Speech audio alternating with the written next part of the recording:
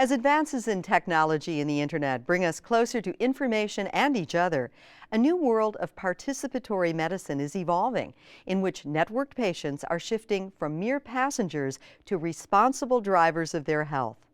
Today, these e-patients are empowered, engaged, equipped, and enabled. I'm Susan Hunt, and today we'll show you how technology, from personal health records, patient portals, and home monitoring devices to email and social networking sites, can help you make better decisions about your health and health care. Well, and Lygeia's story with her daughter is a great example of what some people call the autonomous patient, the patient who thinks for themselves and even goes through self-education, goes beyond what the doctors might offer, with a tremendously beneficial outcome as a result. And that story, I mean, you really should tell the story. So I have a 2-year-old daughter, and when she was born, she was diagnosed with a hole in her heart. So we were told, my husband and I, that we should go see a cardiologist and have it checked out, which of course we did. And we were told that this was very serious and we needed to monitor it closely because blood flow that was diverted from where it should be going might stunt her growth. So we spent about the first year of her life going in to see that cardiologist every 2 months to find out whether or not we needed open heart surgery. And finally, at the end of the year, they said, it's time. We think her growth has been stunted and we don't want that to happen any further. But my husband and I had really done a lot in the interim in terms of reading about this condition, connecting with other parents whose children had had it, but also taking proactive steps in terms of monitoring her own health.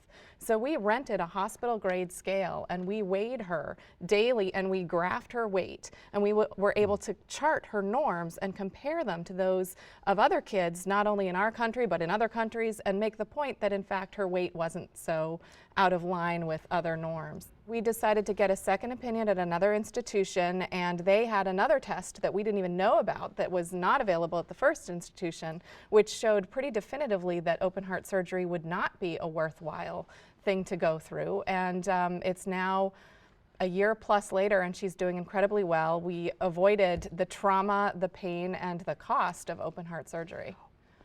It's an incredible story. You both have incredible stories. I would love to ask you, though, what can we do now? What do we do with all of this? I feel like in general the medical field is undergoing all this transformation, and it's important for us as patients not just to sit back and wait, but to get involved. So the first thing we can do is to help push this change forward faster by talking to our doctors and saying, are you using health information technology? Are you using an electronic health record? And if not, when are you going to do it? So that may have implications if you're picking a new doctor too. Pick one that uses an electronic health record. So that's one thing. The second thing is you can ask for a copy of your own health information electronically. Get that record, look at it, see if you have questions, see if there are things that are missing or possibly even wrong, and talk about it.